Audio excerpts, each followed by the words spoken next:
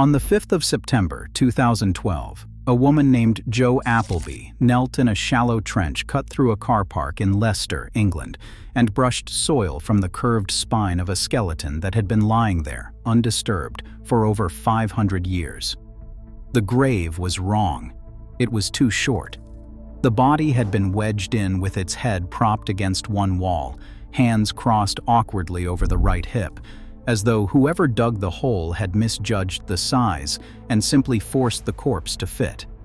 No coffin, no shroud pins, no grave goods of any kind. Just bones in a rough rectangle of earth, 90 millimeters below Victorian brickwork that, had it been laid even slightly deeper, would have destroyed the skeleton entirely.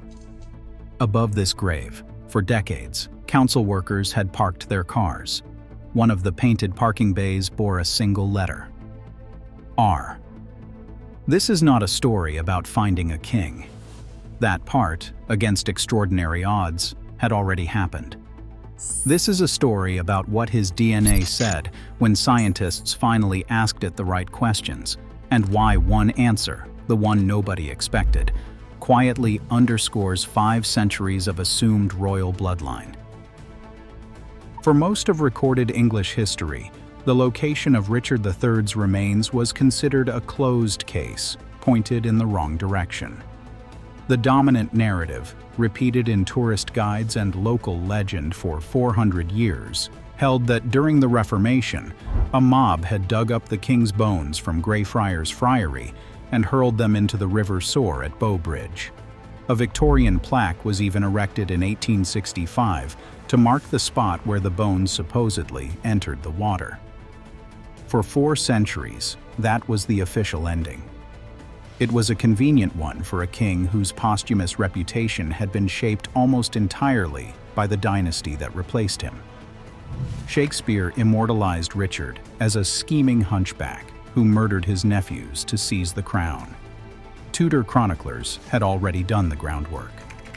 Thomas More's History of King Richard III, written under Henry VIII's patronage, established the template of a deformed tyrant who plotted his way to power over the bodies of innocents. The portrait was politically useful. If Richard was a monster, then Henry VII's seizure of the throne at Bosworth was not a usurpation, but a rescue.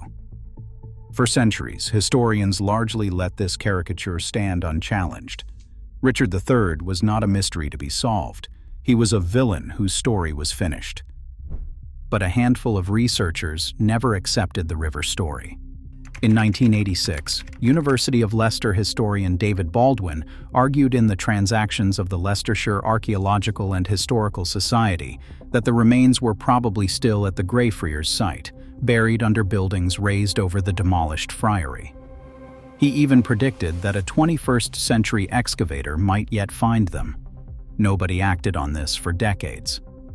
Then, in 2003, genealogist John Ashdown Hill achieved something quietly extraordinary. As part of a project to identify the possible remains of Richard's sister Margaret of York, he traced a living mitochondrial DNA line from another sister, Anne of York, through an unbroken chain of daughters, 17 generations, all the way to a retired journalist in Canada named Joy Ibsen. That single genealogical thread meant that if the bones were ever found, science had a way to ask them their name. Joy Ibsen passed away in 2008, but she had already passed her mitochondrial DNA to her children. Her son Michael, a furniture maker living in London, was willing to provide a sample. And then Philippa Langley, a screenwriter and member of the Richard III Society based in Edinburgh, did something that most professionals considered futile. She raised over £17,000 through an international crowdfunding appeal to Richard III Society members worldwide, convinced Leicester City Council to grant access to the car park, and on the 25th of August, 2012, 3 days after the 527th anniversary of Richard's death at Bosworth, archaeologists from the University of Leicester Archaeological Services began cutting through the tarmac. Lead archaeologist Richard Buckley had told Langley the odds were 50-50 at best for finding the church, and 9-1 against finding the grave. They had enough funding for a 2-week dig. Only 1% of the friary's former footprint was available to excavate, the rest entombed under modern buildings, roads, and playgrounds. 2 trenches were planned. Everything depended on whether those narrow cuts through the tarmac happened to intersect with the right few square meters of a site that had been obliterated above ground for nearly 500 years. Within hours, they hit bone. A left leg bone, 1.5 meters down. Male. In his 30s. It was the 25th of August, the anniversary of Richard's original burial in 1485. Nobody had planned that. Over the following days, the excavation revealed a skeleton that matched Richard III in almost every particular that could be checked against the historical record. Severe scoliosis of the thoracic spine, consistent with contemporary descriptions of a raised right shoulder. Adolescent onset, not congenital, meaning Richard would have developed normally as a child before the curvature progressed. His natural height was approximately 5 feet 8 inches, above average for the medieval period. His brother Edward IV stood 6 feet 4, the tallest English monarch on record. The scoliosis would have cost Richard visible inches and made the asymmetry impossible to hide. Radiocarbon dating placed the death between 1455 and 1540. Age at death, estimated at 30 to 34 years. Richard died at 32 on the 22nd of August, 1485, at the Battle of Bosworth field. And then there were the wounds. 11 injuries inflicted at or near the time of death. 9 to the skull. The Lancet published a detailed skeletal analysis by Joe Appleby and colleagues in September 2014, and the findings reconstruct a man's final minutes with forensic precision. 3 shallow shaving injuries to the top of the skull, the kind that slice scalp and graze bone but do not kill. A dagger wound punched into the right cheek. A penetrating wound from a rondel dagger through the crown of the head. And then the blows that ended it. 1 large blade, probably a halberd, that sheared away a section of the skull base measuring 60 by 55 millimeters, exposing the brain entirely.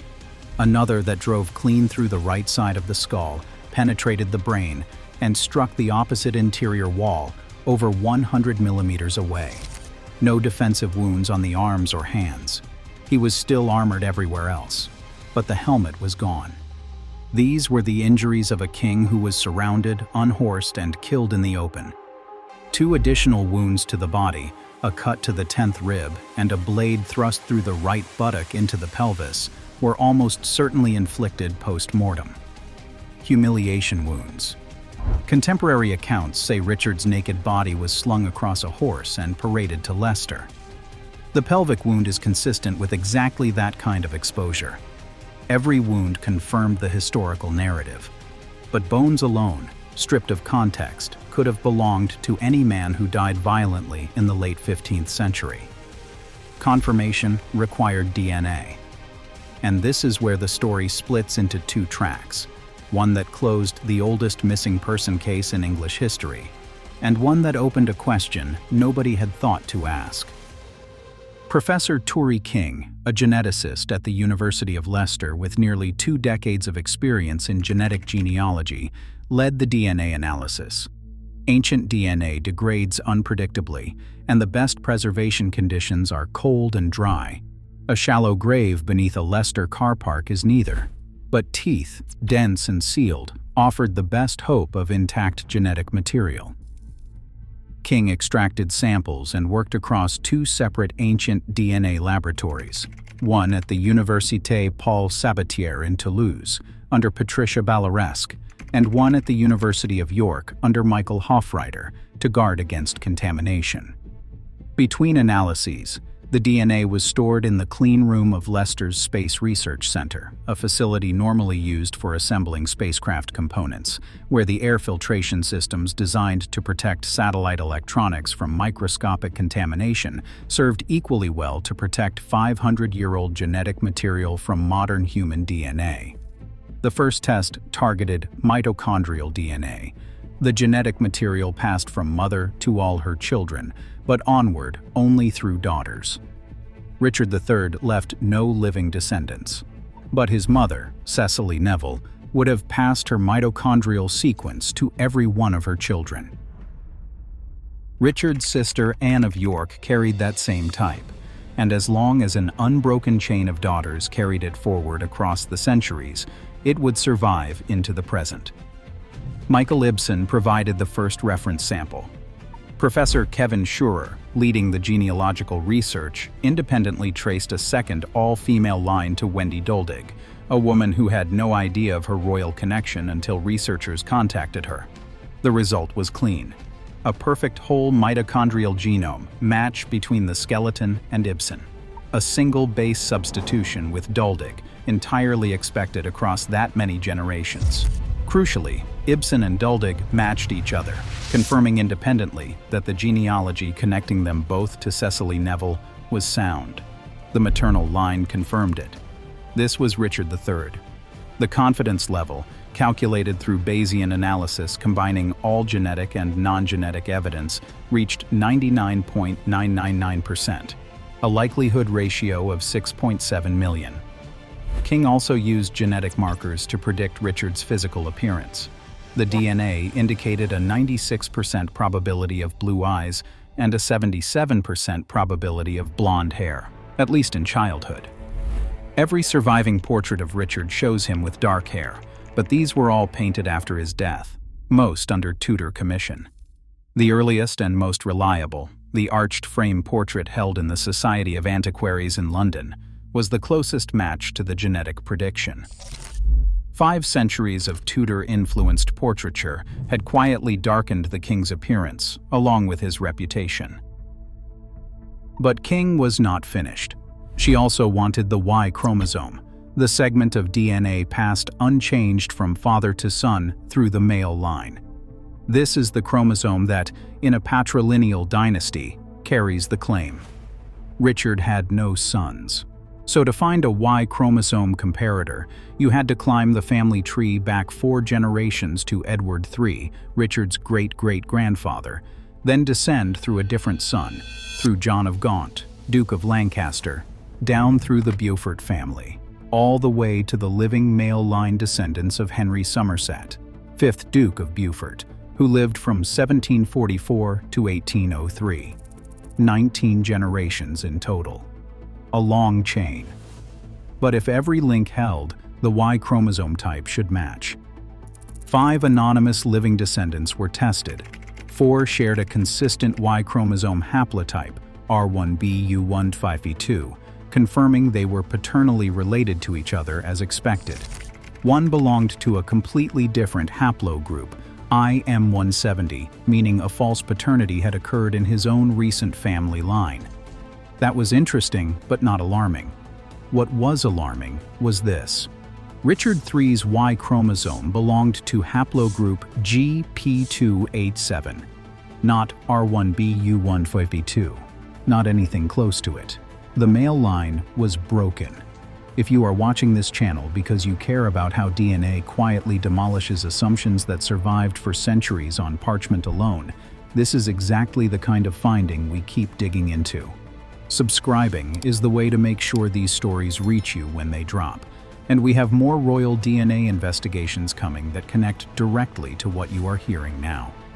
Somewhere in the 19 generations connecting Richard III to the 5th Duke of Beaufort, a child was fathered by a man who was not the recorded father. The biological male line snapped. The paper line, the one that determined succession, title, inheritance, and the right to wage war, continued unquestioned for half a millennium, because nobody had the molecular tools to check. Professor King and her co-authors, publishing in Nature Communications in December 2014, framed this carefully. With a historical false paternity rate of 1 to 2% per generation, a break over 19 generations is not just possible. The cumulative probability sits between 17% and 33%. Statistically, it was more likely than not. The question is not whether it happened. The question is, where? Because the answer determines whether this is a genealogical footnote or a dynastic earthquake. If the break occurred late, somewhere in the long Somerset-Beaufort chain after 1500, It means the modern descendants carry a different Y chromosome than they expected. But the medieval kings were who they claimed. If it occurred early, in one of the 4 generations between Edward III and Richard III, then the House of York, the dynasty that fought the Wars of the Roses for the right to rule England, was built on a paternal line that did not genetically exist. The entire legitimacy framework of the conflict would rest on a lie nobody knew was a lie. Historian W.M. Ormrod set out to test which scenario was more historically plausible. In a study published through Brepols in 2016, he noted that the Leicester team had initially pointed toward John of Gaunt, since rumors about Gaunt's parentage circulated even during his lifetime. But Ormrod found those claims fragile. Instead, he directed attention to a different figure entirely. Richard, Earl of Cambridge, who was Richard III's own grandfather. Cambridge's mother was Isabella of Castile, second wife of Edmund of Langley, Duke of York. Isabella was widely rumored to have conducted an affair with John Holland, first Duke of Exeter, the half-brother of King Richard II. The circumstantial evidence is pointed. Cambridge received no lands from his father. He received no mention in either his father's or his brother's wills. He was, by the standards of English royal inheritance, conspicuously ignored. In a dynasty where titles and estates flowed from father to son as naturally as blood, that kind of sustained silence reads less like oversight and more like deliberate distance. None of this constitutes proof. But Ormrod situated it within a broader pattern of bastardy allegations that plagued the English royal house throughout the 15th century, a period when dynastic instability turned every bloodline claim into a potential political weapon. It is worth being precise about what this does and does not affect. The House of York's claim to the English throne actually rested on descent through females from Lionel of Antwerp, Duke of Clarence, the second surviving son of Edward III, who outranked John of Gaunt. Even if a false paternity occurred in the York male line, it would not have invalidated the Yorkist claim to the throne, because that claim did not run through the patrilineal descent being tested. What it would mean is that the men who carried the York name and fought under the York banner may not have been biologically connected to the man whose dynasty they represented. The name would have been a political inheritance, not a genetic one. As for the current British monarchy, its rights of succession derive from descent from Sophia, Electress of Hanover, born in 1630, a lineage entirely separate from the Plantagenet male line. The crown is secure, but the history underneath it is messier than anyone assumed. What strikes me about this finding, and what I think makes it structurally different from a simple genealogical curiosity, is the irony baked into the method itself. The mitochondrial DNA, passed through women, survived intact across 17 generations precisely, because it does not depend on who fathered whom. It travels through the maternal line, immune to infidelity, immune to political marriage, immune to the entire apparatus of patrilineal succession that defined medieval power. The Y-chromosome, the one that carries the name, the title, the claim to the English throne, that is the one that failed the test. The maternal line proved the king. The paternal line betrayed the dynasty. Peter Forster, a geneticist at the University of Cambridge and co-author of the study, added one further detail that expands the frame considerably. Richard's GP287 haplogroup traces back to the earliest Neolithic farmers who migrated from Anatolia into Europe roughly 8,000 years ago.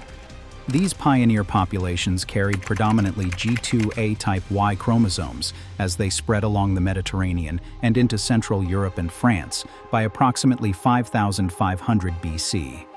Today, G2A is found in about 1% of the European population, a relic of a migration that once dominated the genetic landscape.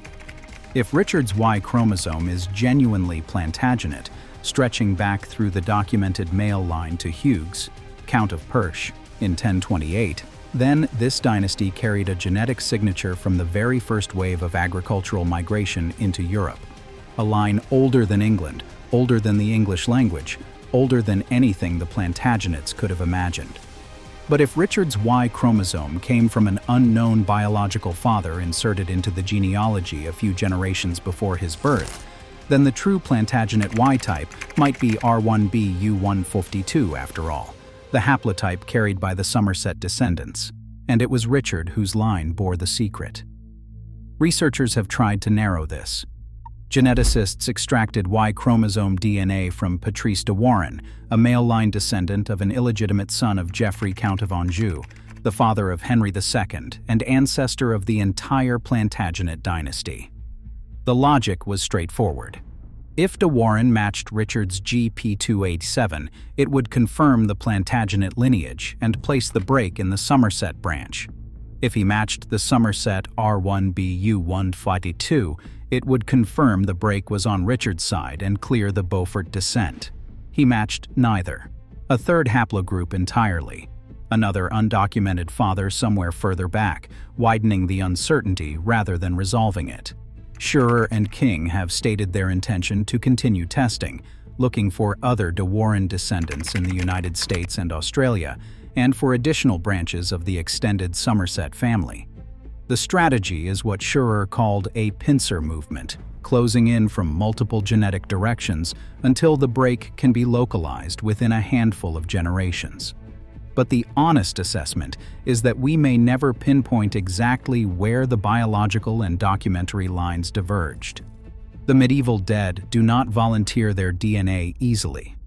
Most royal remains lie in cathedral tombs that ecclesiastical authorities will not permit to be opened, or in lost graves long since built over and beyond recovery. The princes in the Tower, Edward V and his brother Richard, Duke of York, could theoretically help narrow the search if their remains were ever located and tested, but their whereabouts remain one of England's most enduring mysteries. And the living descendants who could help are finite, scattered across continents, and not all willing to learn what the molecules would say about their family trees. It is 2026. Consumer DNA kits cost less than a dinner out. Millions of people have spit into a tube and learned things about their ancestry that no genealogy chart predicted. Paternity is no longer a matter of trust or paperwork or a name in a parish register. It is molecular. It is checked. And increasingly, it is being checked by scientists and civilians alike, in laboratories and living rooms, with results that sometimes confirm what the records say and sometimes quietly tear them apart. Richard III lived in a world where bloodline was everything. Wars were fought over it. Children were declared illegitimate to clear a path to the throne. Entire dynasties rose or fell on whose son you were believed to be. That world operated on parchment and faith, and for 529 years, the parchment held. Then, a geneticist in Leicester pulled a tooth from a skeleton under a car park, sequenced its Y chromosome in a spacecraft cleanroom, and the parchment stopped holding. The Plantagenets ruled England for 331 years, 14 kings across 8 generations.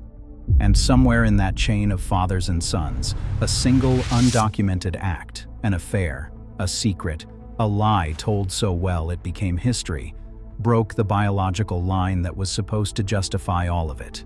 We know this now. We just do not know when, or who, or whether the man sitting on the throne ever suspected that the blood in his veins did not match the name above his head.